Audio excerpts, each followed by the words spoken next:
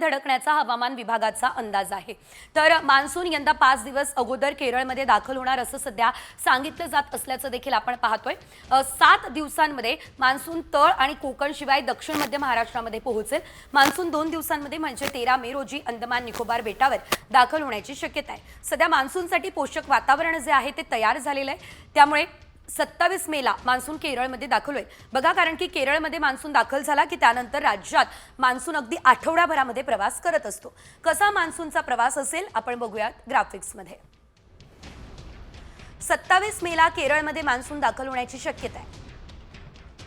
6 जूनला तळ कोकण आणि दक्षिण मध्य महाराष्ट्रामध्ये सुद्धा मान्सून दाखल होण्याची शक्यता आहे। 13 मेला अंदमान आणि निकोबारमध्ये सुद्धा मान्सून धडकण्याची शक्यता सध्या तरी वर्तवली जाते। यंदा 5 दिवस अगोदर केरळमध्ये मान्सून दाखल होणार असल्याचं आपण पाहतोय। तसं राज्यामध्ये 7 जूनला मान्सून दाखल होतो असं सांगितलं जात असतं, मात्र केरळमध्ये लवकर येणार असल्यानं राज्यातही लवकर येऊ शकतो।